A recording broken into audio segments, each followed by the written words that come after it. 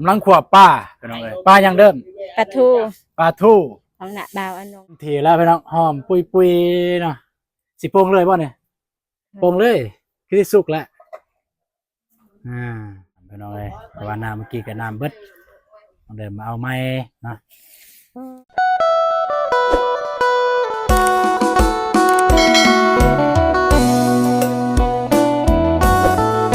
เนาะทุกคนหอนเก่าพี่น้องเอ้ยกลับมาเหือนน้องเดิมน้องเด่นว่าจะมาอัปเดตเหือนแต่ว่ามื้อนี้สร้างผักสร้างหยุดเวียกหรือว่าหยุดงานนั่นแหละพี่น้องเอ้ยแต่ว่าบ่ฮู้ว่าเพิ่นหยุดอีหยังเพราะว่าเมื่อวานนี้เราบ่ได้มาเนาะก็บ่ได้ถามทางไอ้สร้างเพิ่นว่าเพิ่นหยุดอีหยังหรือว่ามีขาดเหลืออีหยังบ่เพิ่นจึงหยุดเนาะก็จังได๋น้องเดิมมาจะถามน้องเดิมว่าไอ้สร้างเพิ่นหยุดจังได๋ก่อนสิเข้าเรื่องก็กราบทักทายสวัสดีแล้วก็สวัสดีพ่อแม่พี่น้องเด้อหมดทุกคนเนาะยินดีต้อนรับอาตูน Channel บ่ว่าอยู่ภายในหรือต่างประเทศพี่น้องเอ้ยคือเก่าพี่น้องเอ้ยก็มายามน้องเดิมน้องเด่นแต่ว่ามายามล่านั่นแหละพี่น้องมาอัปเดตเบิ่งเฮือนเบิ่งซานคือว่าไอ้สร้างเพิ่นได้มาเพิ่นบ่ได้มาซ้ำพี่น้องเนาะก็บ่ฮู้ว่ามันขาดเหลืออีหยังเพิ่นจึงบ่ได้มาแต่ว่าสิถามน้องเดิมน้องเด่นย้อนหยังสร้างบ่ได้มาน้องเดิมน้องเด่นเข้ามาเบิ่งสบายดีสบายดีไอ้ตูนสบายดีไอ้เจ็บสบายดีผู้ใหญ่ใจบุญทุกท่านสบายดี FC พังไทยพังลาวต่างประเทศสบายดีเบิดทุกคนเด้อสบายดีนั่งเบิ่งมองนั่งมานี่มานั่งกินน้ำกินหน่อยเด้อโดยขอบใจหลายๆเนาะอ้ายขอเสียบก่อนนะขอปากอันนี้ก่อนจะได้เมื่อคืนนี้นอนหลับฝันดีป่ะนอนหลับฝันดีอ้ายมากวนพวกน้องตอนดึกตอนดื่นเมื่อคืนนี้ โอ้มากวนน้องนุ่งสินอนเลย FC เมนว่า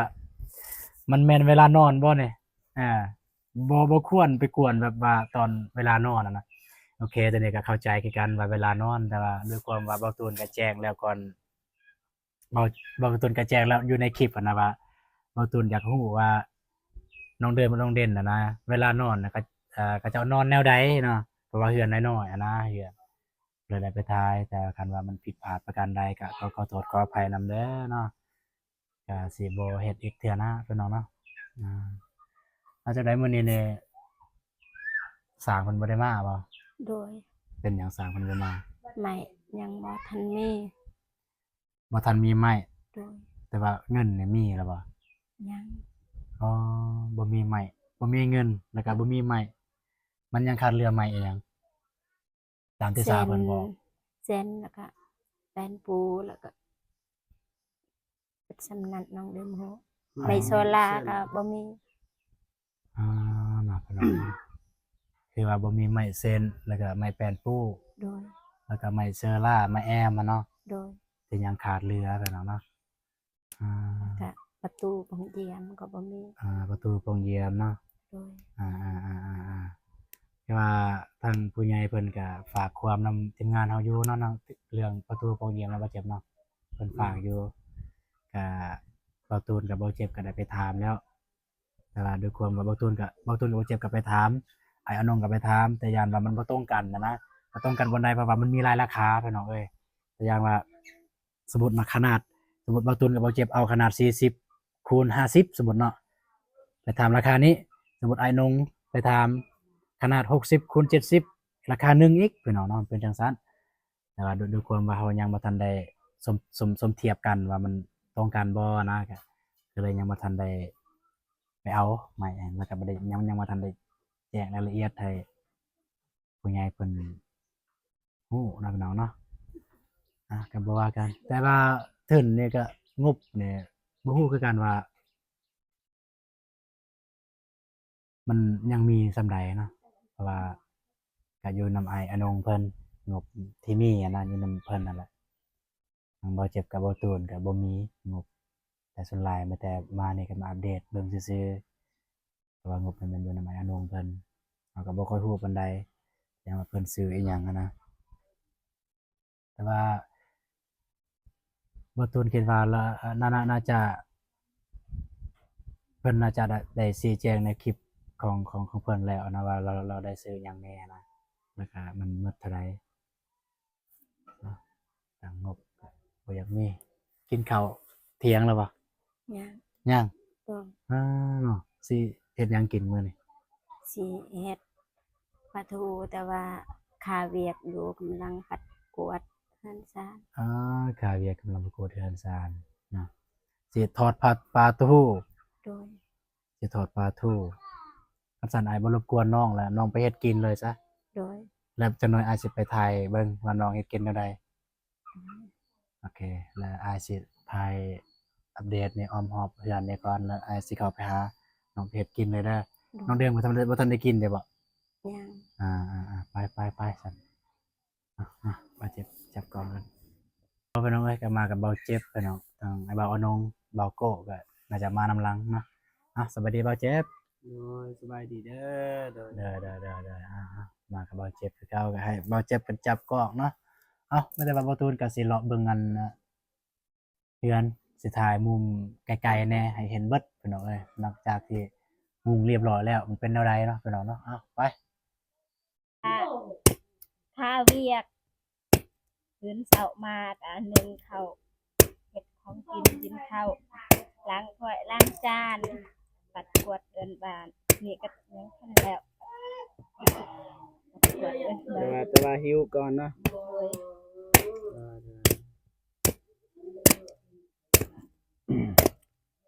สิเฮ็ดกินแล้วบ่เนี่ย โดย น้องเดิมสิเฮ็ดกินแล้วพี่น้องไปเฮ็ดกินเดี๋ยวอาจสิไปเดทแหน่นึงกะสิถ่ายเฮือนก่อนแหน่นึงเนาะพี่น้องเนาะอันนี้เป็นเฮือนของน้องเดิมใหญ่สูงพี่น้องเอ้ยมันใหญ่สำหรับแบบคนอยู่2คนนี่แหละแต่ว่าคันอยู่หลายคนก็บ่ได้ใหญ่แต่ว่าอยู่2คนก็ใหญ่เติบพี่น้องเอ้ย เสียดายนะไอ้สาเพิ่นบ่ได้มาก็เลยบ่ได้ถามเพิ่นว่าขาดเรือหยังแหน่แล้วก็ประมาณกับสิตีเปอร์เซ็นต์ประมาณจักเปอร์เซ็นต์เลยเนาะก็บ่เป็นหยังพี่น้องเนาะไอ้สาเพิ่นบ่ได้มาก็สิถ่ายน้องเดิมเอาประเด็นน้องเดิมเพิ่นสิเฮ็ดกินสิเฮ็ดยากจังหน่อยพี่น้องเนาะ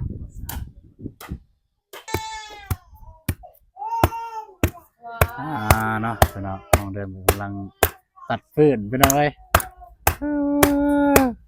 เดี๋ยวเนี่ยขยันยิ้มแย้มแจ่มใสแต่ว่าเมื่อคืนนี่เบาตูนกับน้ำตาตกในคือกันคลายอารมณ์เนาะน้องเดิมนะ ขออนุญาตไปจุไทยปันเดอร์เห็ดของกิน ไปดังไฟสิเฮ็ดกินไป ไปปันเดอร์ บางทีไอ้ายก็สิไปอัปเดตจังหน่อยเดี๋ยวสุดท้ายปัดสอดเอาเด้อพี่น้องเนาะไปเลย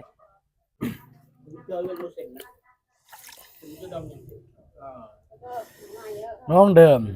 กำลังขวบป้าพี่น้องเอ้ยป้ายังเดิม ปลาทู ปลาทู่ ของหน้าบ่าวอนง โอ้ของเบาอนงซื้อมา โดย เพิ่นซื้อมามื้อใดเนี่ย มือวาน เมื่อวานเนี่ยปะ โดย พี่น้องเอ้ยเนาะคือน้องเดิมกำลังขวบป้าพี่น้องเอ้ยกินอาหารเที่ยงแม่นบ่ โดย กินอาหารเที่ยงพี่น้องเอ้ยไม่ได้ว่าเบาตูนกับสิถ่ายเป็นสดเอาเด้อเนาะว่าโทรศัพท์เบาตูนกับฮ้อนแดพี่น้องเนาะก็ต้องได้ถ่ายแล้วก็พักถ่ายแล้วก็พักพี่น้องเนาะพักกล้องแล้วก็แล่นไปแช่ตู้เย็นพี่น้องเอ้ยคือกันเอาโทรศัพท์ไอ้นุ่งมาถ่ายเนี่ยได้เลยเป็นคลิปเลยแบบบ่ได้ฮ้อนแล้วก็สบายแน่แต่ว่าคันบ่จังสี่เบาตูนเอาโทรศัพท์เบาตูนถ่ายเองเนี่ยต้องได้พักพี่น้องเอ้ยนะ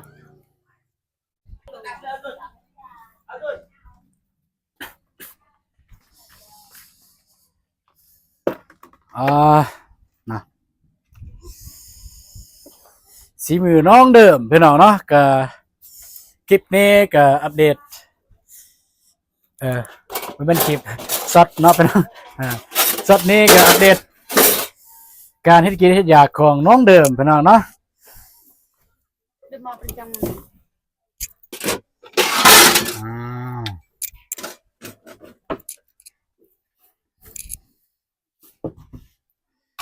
น้องเดิมเฮ็ดกินเฮ็ดอยาก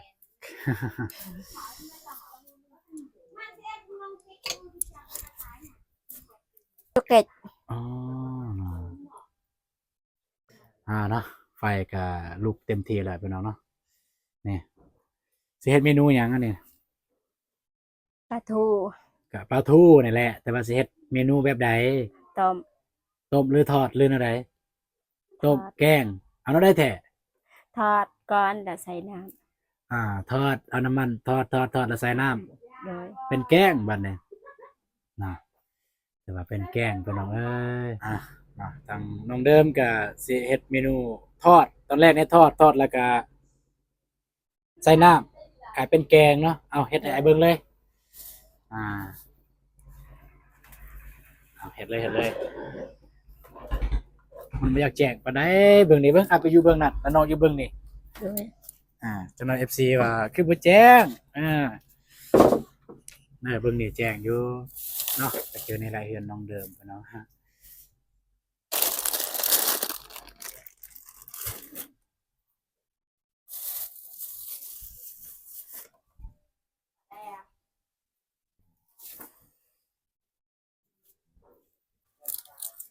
เริ่มแล้วพี่น้องเริ่มแล้วเนาะมันสิบ่ใหม่บ่ นี่ คนเบิ่งใส่หยังแหน่หั่น ใส่หัวสิไข่กับผักบะหุภาษาลาวผัก ใส่ใบหยังโอ้ใบขี้หูดเขาห้องว่าใบขี้หูดครับเสพกระทะเหล็กน้องเดิมพี่น้องเอ้ยมันจะแซ่บหรือจะบ่แซ่บก็จึงว่ากันนะผักเทียมกับผักเพชร ใส่เกลือ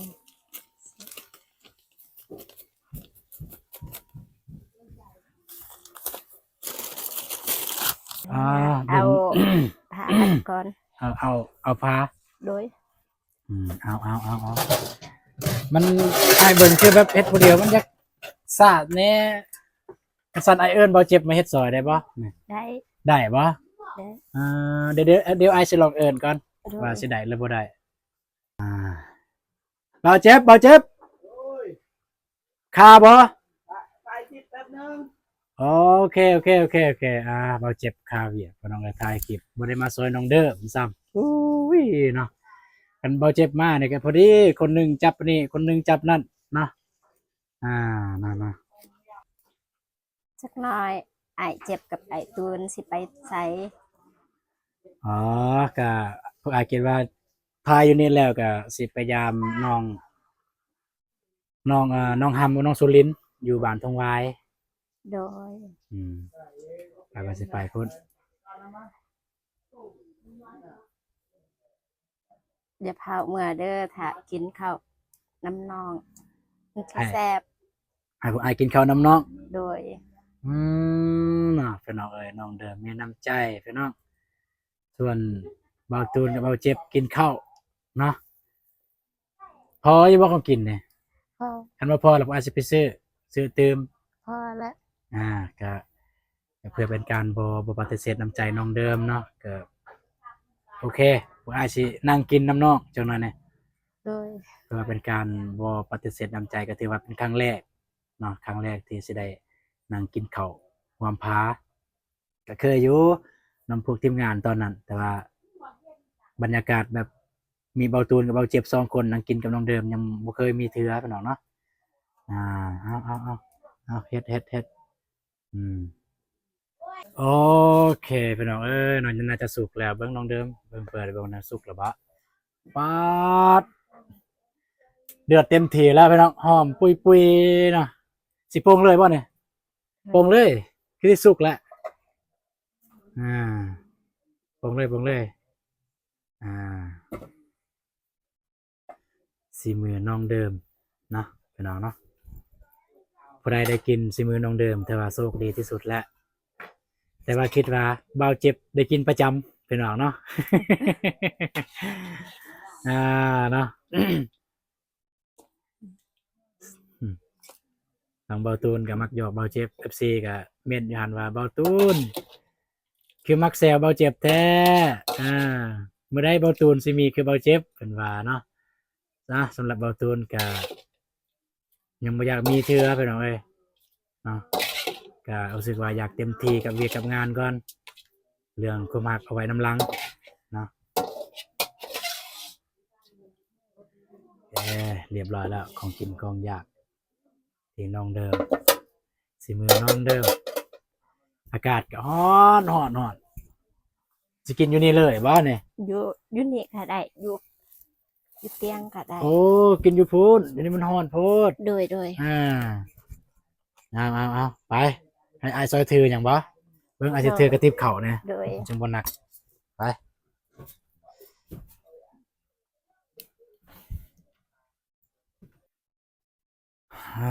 เรียบร้อยพี่น้องเรียบร้อยอ่าเรียบร้อยเรียบร้อ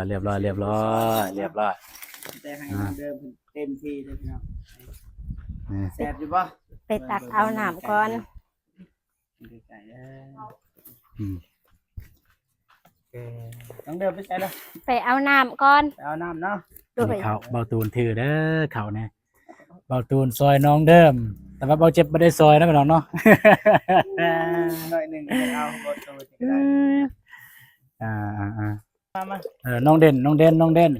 มานี่น้องเด่น มาเลยยังมา เป็นอีสังหัน ให้เราอย่างเดี๋ยวแบบหายจางหายสุดเลยโอ้โดย อ๋อเป็นยังไงเป็นบ่สบาย ประมาณสบายนึงเดี๋ยวสบายดีเท่านี้น้ำเลยสบายดีเดี๋ยว อ่า เป็นยังกินส้มลายปะ กินตำมีเมื่อกี้นี่เจ็บกระเพาะ ดีแล้วบ่เจ็บบ่กิน อ่า โอเคประมาณนี้ ก็นั่งนำกันอยู่นี่แหละสิไปใส่ น้องเดิม นั่งนำกันนี่แหละมาน้องเดิมก็ไปเอาน้ำพี่น้องเลยเพราะว่าน้ำเมื่อกี้ก็น้ำเบิดน้องเดิมมาเอาไม้นะเป็นแม่สีเหือนได้แล้วได้แนวนี้ได้ผู้ใดอันได้เป็นคู่ครองคู่ชีวิตนี่คือสิโชคดีแล้วเนาะคิดว่านะ กินข้าว ซื่อๆแบบจริงใจนะ แม่น ไปน้องมาครอบครองรู้สึกว่าสุขดีละหายากคนแบบนี้นะกิน มาเด้อ FC ทุก เอา คน เอาเซิน FC มากินข้าวนำแน่น้องเดิม มาเด้อ FC ทุกคนทั้งไทยทั้งลาวต่างประเทศ มากินข้าวนำกันเด้อกินข้าวกับไอตูนไอเจ็บ มาเด้อแซ่บ แล้วก็ FC อยู่ในบ้านนี่ เบิดบ้านเบิดเมือง เมื่อก่อนพี่น้องนะ เนาะเอา ไม่ต้องมา โอเคทุกคนไม่ได้ว่าคลิปนี้กับบอตูนสกอร์จบอยู่บนนี้เลยเด้อสกินข้าวก่อนพี่น้องเอ้ยเนาะไม่ได้ว่าเจอกันคลิปต่อไปเนาะขอกล่าวคำว่าสบายดีเด้อเจอกันในคลิปต่อไป สบายดีเด้อ บ๊ายบายไปกินข้าว